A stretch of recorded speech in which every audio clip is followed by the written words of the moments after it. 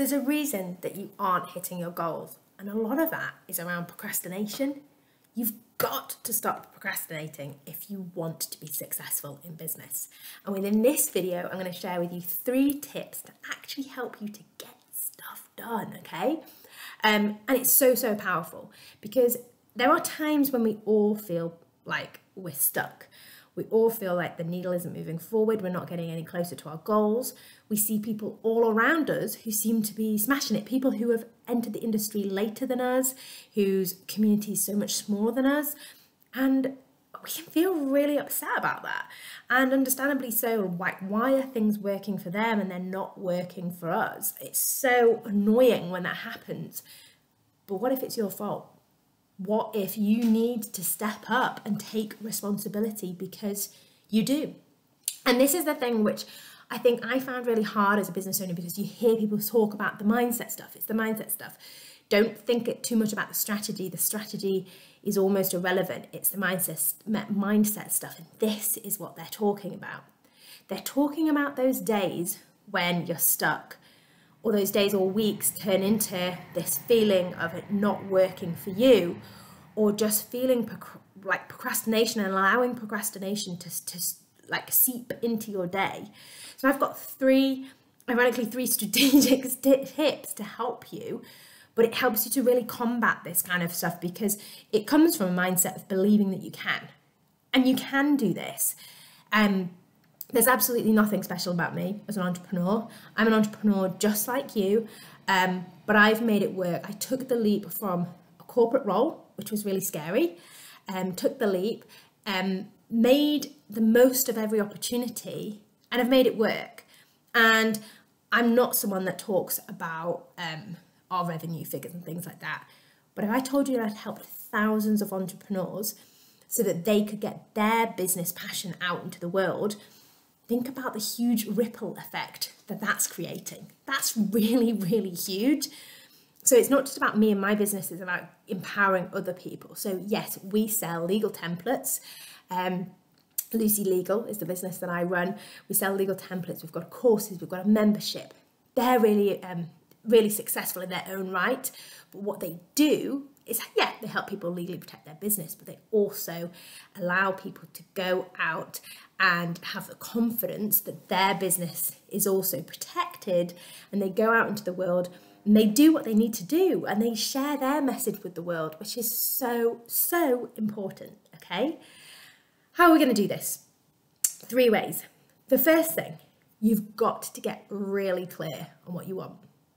And by that, I don't just mean I want a house in the country, I want to send my children to private school, I want to go on holiday 3 times a year. That's not what I mean. That's kind of like a goal of like an end product of what might happen if you get this thing. But what is the thing that you want? So if, say, for example, you're like, right, I want to be able to afford to go on this holiday. The holiday is going to cost this amount of money. So maybe it's a revenue goal. Or maybe it's, I want to help or reach 10,000 people. Make £10,000, reach 10,000 people, whatever it might be. We get that goal and we say, right, what needs to happen in that goal? How can we break it down into what needs to happen? Do you need to do marketing? Do you need to do behind the business tasks? Start making a list of things that need to have happened, okay? So say, for example, you want to, let's say, sell a product or service, okay? You want to sell a product or service and you want to sell it to 10 people. If you've never launched before, you might not have any data, or never brought that, we don't have to be launching per se, but brought the product to the market before. You might not have any data to know how many people might buy. So in those kind of scenarios, it's a little bit harder. But what you need to do is do it once. And you need to say, right, I've got this product. The first thing I'm going to do is test it. I'm going to see if anybody wants to buy it. So you test it to see, yeah, people are interested. We know we've got a market for this product. So we then say, okay, we know we've got a market for it. What am I going to do? What am I going to do? Am I just going to say, okay, yeah, people want to buy it. I'm just going to make it available to purchase. Or do you need to create it first? Some people pre-sell things before they create them. That's fine, as long as you're really clear and transparent that things are not available. So they might say, purchase now, get access to the course at the end of the month. Okay? Pre-selling is a great way to validate your idea. So with that in mind, okay, what do we need to do for that then? Right, we need to have probably a sales page or a mechanism. So we start writing down this to-do list of what needs to happen. You're going to need to market that sales page. You're going to need to use either your mailing list or your social media. So you can start getting these strategic steps. And I would say that you should split them up into either behind the business tasks, so strategic things behind the business, and then more front-end tasks. And a really great way is to do this is time blocking, which is step 2. So step 2 in ensuring that you do not procrastinate and waste your time is, once we've got really clear on this goal and what's involved in this goal, we then block out the tasks available for it that need to happen for it. So we can look in our diary and go, okay, I work every morning of the week, for example. I do, but I do more than that as well. I work every single morning and I've got 3 hours that I can dedicate to getting this out. Perhaps you do client work in the afternoon, let's say. I've got my project that I want to achieve and I'm going to have 3 hours every morning. What tasks then am I going to do?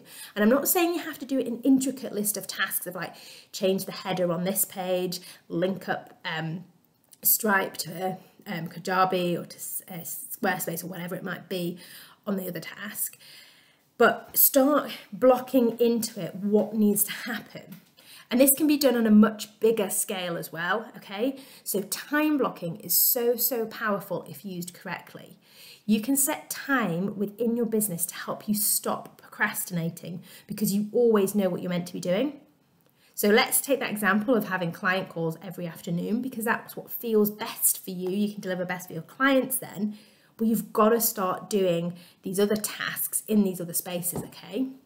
So in the mornings, you put in the tasks you're going to do. So it's no good to keep saying, oh, I'd love to send an email to my members, but I just don't have time to send emails out to my community. You do have time. We all have the same amount of time in the day, I'm afraid to tell you. And this is not like a Beyonce moment. We all have the same hours in the day. But we do all have 24 hours, and you have that choice every day on how you want to use them. I am a parent. I understand that lots of the time you'd be like, well, I don't really have a choice. I have to feed my children. I have to get them to school. I have to do these things. Yeah, you do have to do those things. So your choices are limited. I get that. So we've not all got the same time blocks available. Totally understand. But we have the same choices as to what we decide to spend on time on. So you may decide, for me, a priority is having time with my partner on an evening, for example. So you're not going to do work. For other people, their priority might be to read a book on an evening or to work on their email list in an evening. And I'm not telling you to work on an evening. That's not what this is about. This is about looking at the time and not getting to the end of a month or a quarter or a year, or even just like a period of your life and go, what have I been doing with my life? Because it's so important that you're aware of how you're spending your time and you are looking at how you can be more productive so that you can spend less time working. So this is not a case of saying you must work every evening. It's actually the total opposite. It's a case of saying, well, hang on a second, right?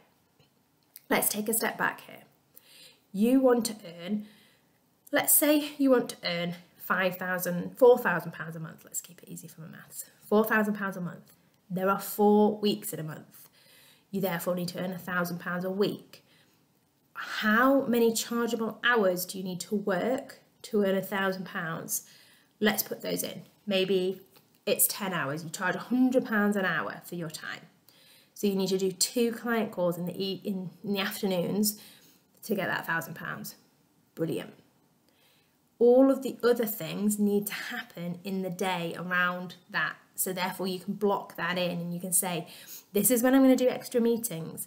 This is when I'm going to start adding a digital product, which we were sort of talking about at the beginning. This is when I'm going to email my mailing list, because all of those things need to be done. This is when I'm going to speak to my team. This is when I'm going to do the marketing. And you have a block so that you do social media posts every Tuesday at 3 o'clock.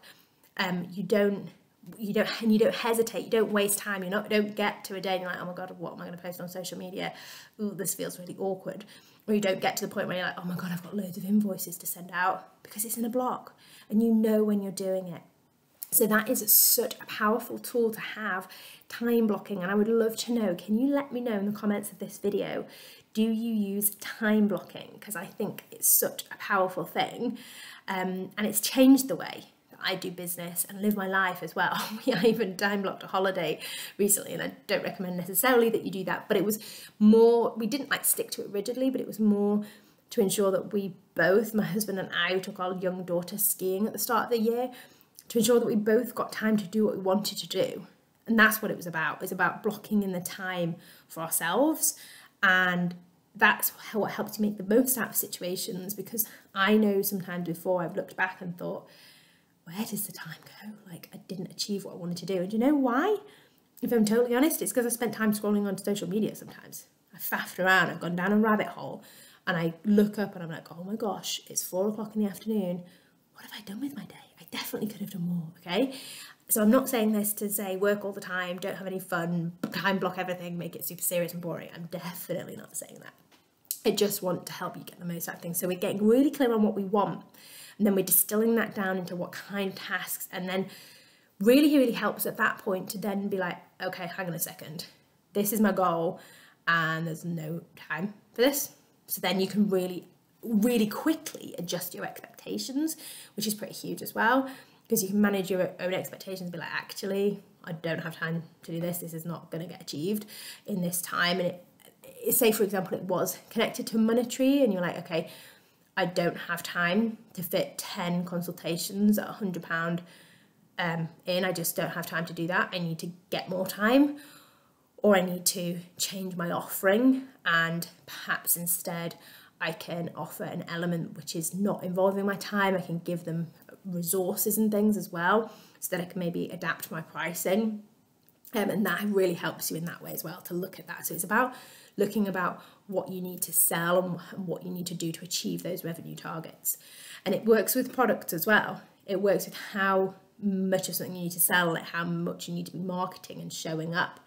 And as I said, if you start out in business, you won't have the data for it, but you will soon know that if you post something on social media, or if you send an email to your list, like, we are so lucky. If you're on our email list, and I'll pop the details below so you can subscribe to our list, the people on our email list are amazing. If you get an email from me and you ever reply, you are my favourite people.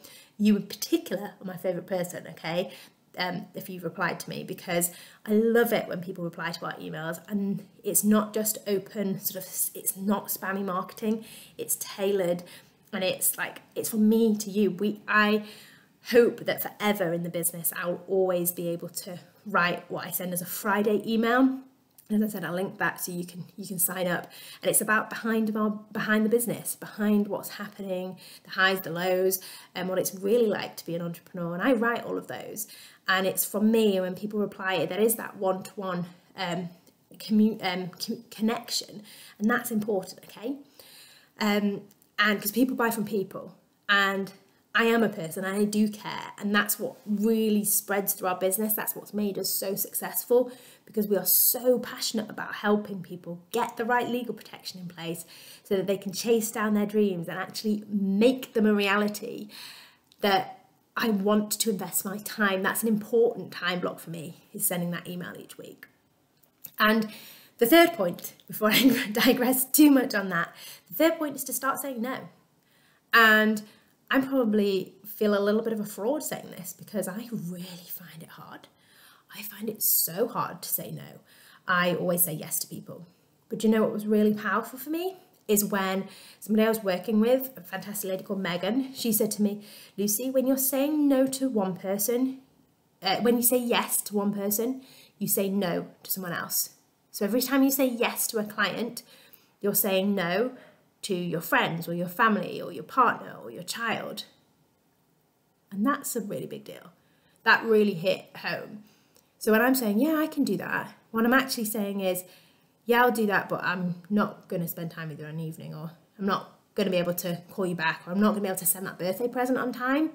because we only have this finite amount of time, and we can only use it in one way. So if you're sort of busy with your head in the details of something for someone else's business, you're missing that opportunity to look after your family or to send that card on time. And those kind of things are really important to me, to remember people's birthdays and to send them gifts on just nice things and do something nice. And that's an idea too. Why don't we all try and do that? If you've watched to the end of this video, firstly, I'd love you to give it a thumbs up. And if you're not yet subscribed, please do subscribe and share this video, because I think it's a feel-good video. But even if you don't want to do any of that, you don't want to give us a thumbs up, you don't want to subscribe, take a moment now to think of something really nice that you can do for somebody else and go and do that. Do that today. And remember, those 3 things that are really important. Get clear on what you want, get it time blocked, and say no to everything that isn't that. Really hope you've enjoyed this video. It's been a real pleasure to chat to you, and I hope to speak to you again soon.